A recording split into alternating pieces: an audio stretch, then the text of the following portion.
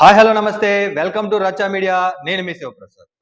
రచ్చా media పైన Tadepalligudem town police station లో నమోదైన ఎఫ్ఐఆర్ కావచ్చు, లేదంటే రూరల్ పోలీస్ స్టేషన్ లో ఇచ్చిన ఫిర్యాదు ఏదైతే ఉందో ఫిర్యాదు నేపథ్యంలో ఈ రోజు Tadepalligudem journalist welfare association area press club ఆధ్వర్యంలో అత్యవసర సర్వసభ్య సమావేశం ఏర్పాటు చేసుకోవడం జరిగింది.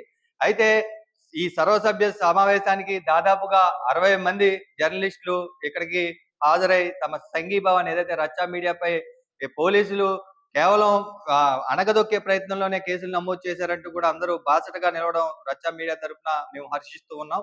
అదే రచ్చా మీడియా నుంచి ఏదైతే ప్రసారం చేసిన కథనాలను కూడా 1-2 సార్లు మా లీగల్ టీం కూడా పరిశీలన చేయడం, అందులో బాలిక తరపున ఎటువంటి వివరాలు కానీ లేకపోవడం, బాలిక తల్లిదండ్రుల పేర్లు కానీ, సంఘటన జరిగిన స్థలాన్ని సైతం చూపించకపోవడం, కేవలం ఒక తాడేపల్లిగూడెం టౌన్ పోలీస్ స్టేషన్ దగ్గర లిమిట్స్ లో జరిగింది కాబట్టి పోలీస్ స్టేషన్ అయితే మాత్రం మేము చూపించడం జరిగిందంటూ కూడా లీగల్ టీం తేల్చడం జరిగింది.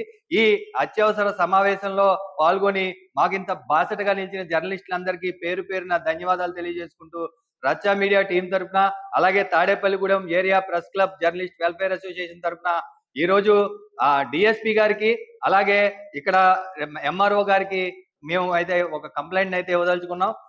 ఏదైతే రచ్చా మీడియాను గళాన్ని అణగదొక్కే ప్రయత్నంలో కేసులు నమోదయ్యాయో ఆ కేసులపై పూర్తి విచారణ జరిపి అనంతరమే కేసులు నమోదు చేయాలని, కేసులను తీసివేయాలని కోరుతూ కూడా journalist welfare association press club ఆధ్వర్యంలో ఒక సంతకాల సేకరణ జరిపి అనంతరం ఈ ఈ వినతి పత్రాలను ఈ రోజు 4ంటికి అధికారులకు అందించడం జరుగుతుంది. ఈ సమావేశానికి జిల్లా నుంచి కూడా నాయకులు హాజరవడం, రచ్చా మీడియాకి బాసటగా నిలిచినందుకు కూడా పేరు పేరున అందరికీ ధన్యవాదాలు తెలియజేసుకుంటూ చూస్తూనే ఉండండి రచ్చా మీడియా.